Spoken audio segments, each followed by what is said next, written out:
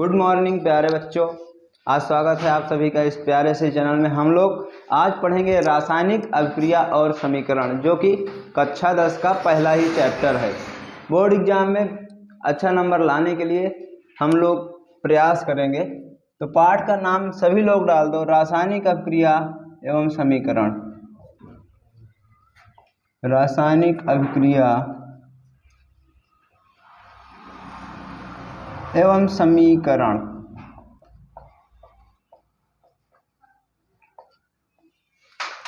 पहला चीज बेटा, सबसे पहले हम लोग इसमें क्या सीखेंगे? पहली चीज है रासायनिक अभिक्रिया। रासायनिक अभिक्रिया क्या होती है?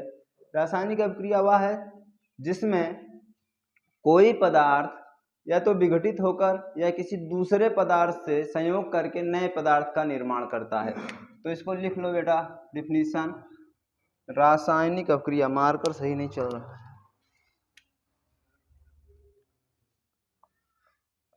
है। रासायनिक अभिक्रिया ये क्या होती है बेटा? जब कोई पदार्थ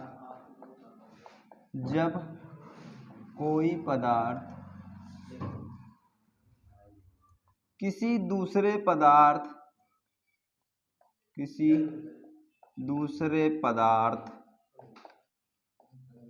से मिलकर या तो विघटित होकर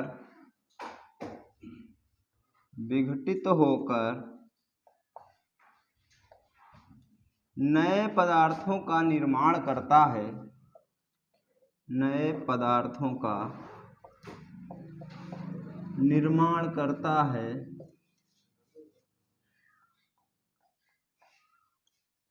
तो उसे हम रासायनिक अभिक्रिया कहते हैं।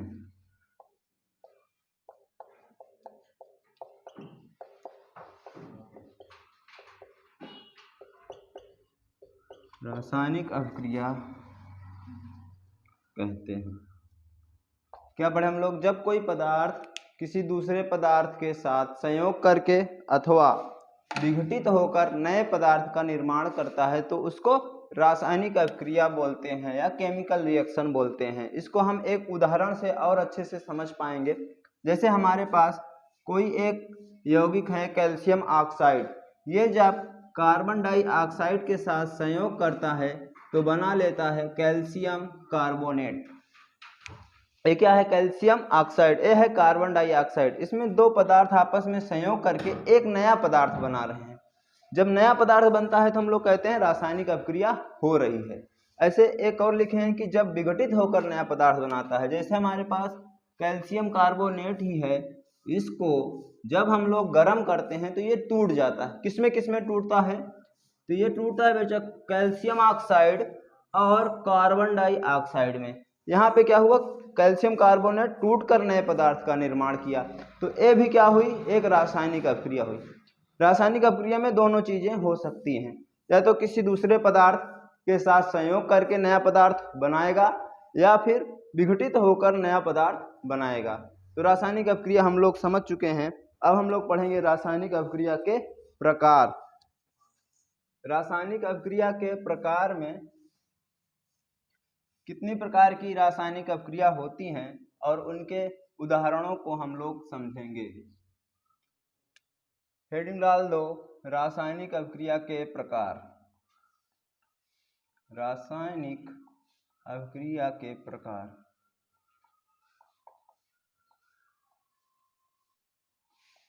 पहली अभिक्रिया है बेटा संयोजन अभिक्रिया। कौन सी अभिक्रिया है? संयोजन अभिक्रिया। संयोजन का मतलब होता है जुड़ना, यानी जब दो या दो से अधिक अभिकारक आपस में संयोग करके एकल उत्पाद का निर्माण करते हैं, तो उसको हम संयोजन अभिक्रिया कहते हैं। लिख लो बेटा इसमें, जब कोई दो या दो से अधिक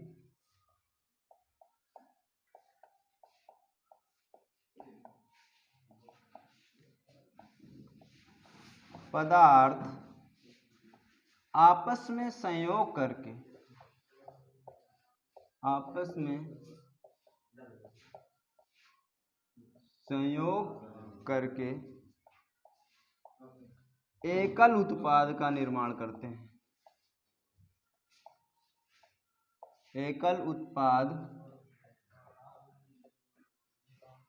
का निर्माण करते हैं,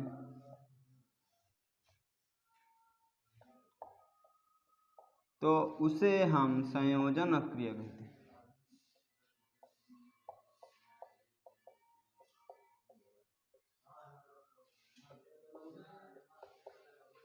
संयोजन अपक्रिया कहते हैं। इसको उदाहरण से हम लोग समझेंगे। क्या कह रहा है, जब कोई दो या दो से अधिक अभिकारक आपस में संयोग करके एकल उत्पाद का निर्माण करते हैं तो उसको संयोजन अपक्रिया कहते हैं। उदाहरण से देखो बेटा, जैसे कैल्शियम ऑक्साइड है, एक कार्बन डाइऑक्साइड के साथ संयोग की, यहाँ पे दो अभिकारक हैं, दोनों आपस में संयोग करके एकल उत्पाद कैल्शियम कार्बोनेट का निर्माण कर रहे हैं।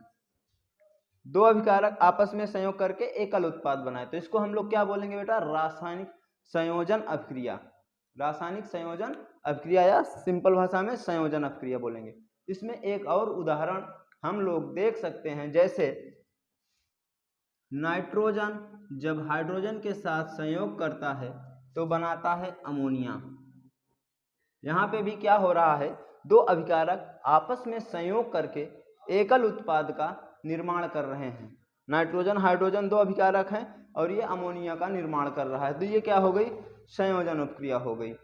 अब एक दूसरी अपक्रिया हम लोगों को पढ़नी है, वह है बेटा, उसे हम लोग कहते हैं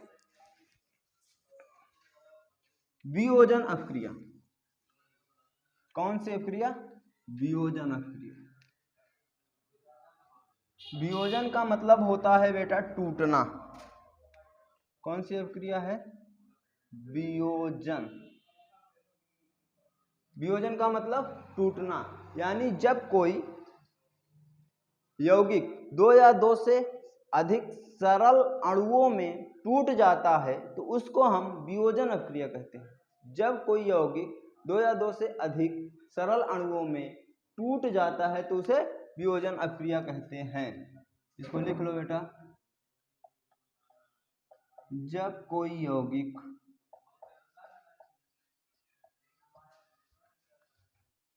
दो या दो से अधिक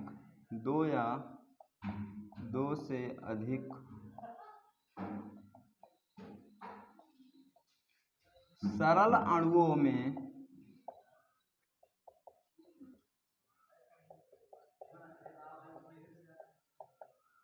टूट जाता है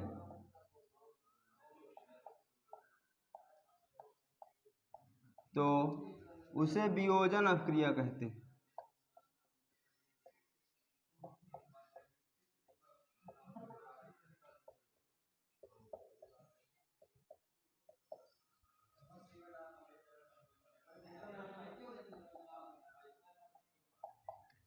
तो उसे हम क्या कहते हैं, वियोजन अपक्रिया। उदाहरण से देखते हैं बेटा, यह है कैल्शियम कार्बोनेट। ये उदाहरण एक ही क्यों ले रहे हैं, ताकि तुमको परीक्षा में लिखने के लिए याद रहे। बहुत से उदाहरण हो सकते हैं, लेकिन जब हम कैल्शियम कार्बोनेट को बेटा गर्म करते हैं तो ये दो टुकड़ों में टूटता है, कैल्शियम ऑक्साइड और कार्बन डाइऑक्साइड। जब कोई पदार्थ दो या दो से अधिक सरल अणुओं में टूट गया तो उसको हम वियोजन अपक्रिया कहते हैं। कौन सी अपक्रिया कहे, वियोजन अपक्रिया कहे। और भी इसके उदाहरण हो सकते हैं बेटा, जैसे हमारे पास है AgCl। इसको हम जब सूर्य के प्रकाश में रखते हैं, सूर्य के प्रकाश में जब हम इसको रख देते हैं तब बन जाता है बेटा ये टूटकर Ag और Cl2। सिल्वर क्लोराइड को जब हम लोग सूर्य के प्रकाश में रखते हैं तो यह सिल्वर और क्लोरीन गैस में टूट जाता है। इस अपक्रिया को भी हम क्या कहेंगे, वियोजन अपक्रिया, क्योंकि यहाँ पे सिल्वर क्लोराइड टूट रहा है। अब जो दूसरी अपक्रिया है बेटा, पॉज करके नोट कर लिया करो, मिटा देते हैं हम लोग जल्दी बिना बताए, तो पॉज किया करो, उसके बाद नोट कर लिया करो। जो दूसरी अपक्रिया हमको पढ़नी है वह है बेटा विस्थापन अभिक्रिया। विस्थापन अभिक्रिया,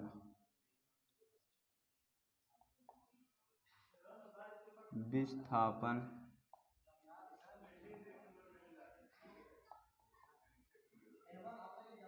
विस्थापन का मतलब किसी को उसके स्थान से हटा देना, किसी को उसके स्थान से हटा देना। तो इसकी डिफिनेशन क्या है? जब कोई तत्व या परमाणु किसी दूसरे यौगिक से उसके तत्व या परमाणु को विस्थापित कर देता है तो ऐसी अभिक्रिया को हम विस्थापन अभिक्रिया कहते हैं। तो ऐसी अभिक्रिया को क्या कहेंगे? विस्थापन अभिक्रिया। कोई तत्व या परमाणु किसी दूसरे तत्व या परमाणु को उसके यौगिक से विस्थापित कर देता है तो उसको हम विस्थापन अभिक्रिया कहते हैं। देखो उदाहरण से इसकी परिभाषा लिख लेते हैं। जब कोई तत्व या परमाणु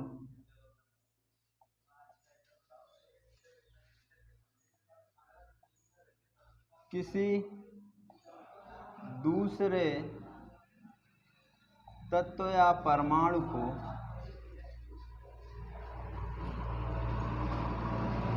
उसके यौगिक से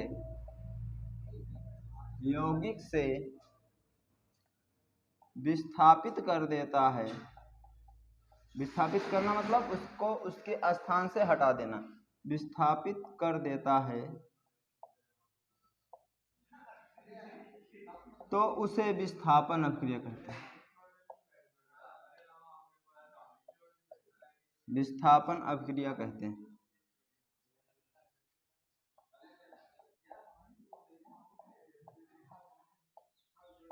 जैसे उदाहरण से आसानी से हमको ये बात समझ में आ जाएगी। तो एक उदाहरण मैं लेता हूँ, बहुत ही पॉपुलर एग्जाम्पल है। जैसे जिंक को जब कॉपर सल्फेट के साथ मिलाते हैं तो ये कॉपर बेटा विस्थापित हो जाता है और जिंक सल्फेट बनता है।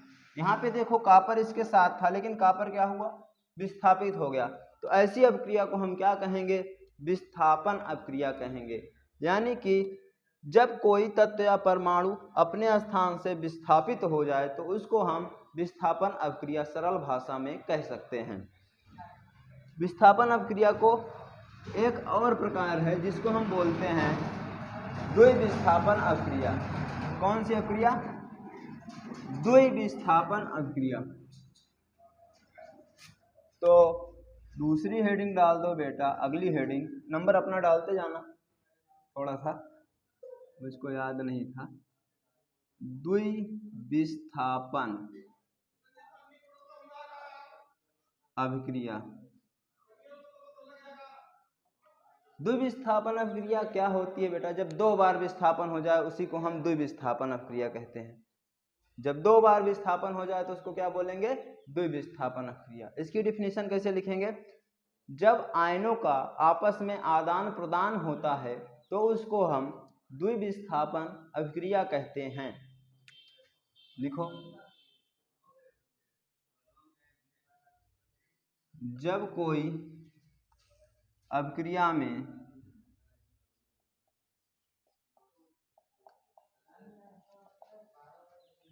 आयनों का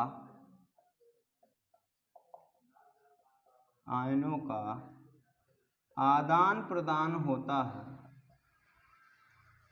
आदान प्रदान का मतलब हेरा फेरी। हेरा फेरी देखे हो ना पिक्चर, वही आदान प्रदान होता है। पिक्चर नहीं सर जी, मूवी। आदान प्रदान होता है तो उसे द्विविस्थापन अभिक्रिया कहते हैं।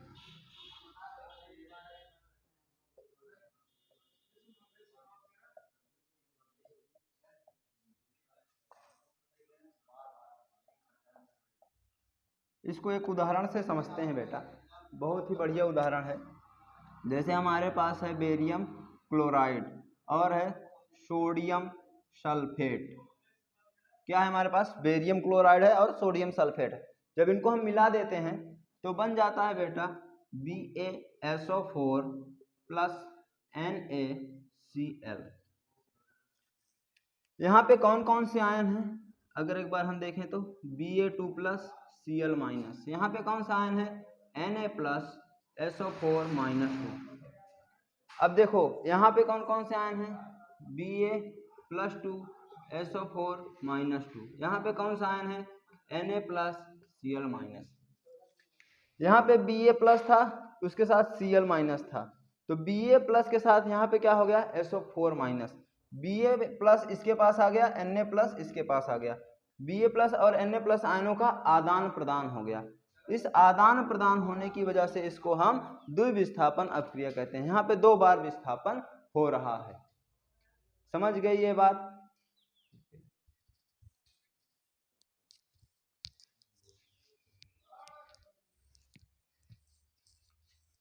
ओपन करो।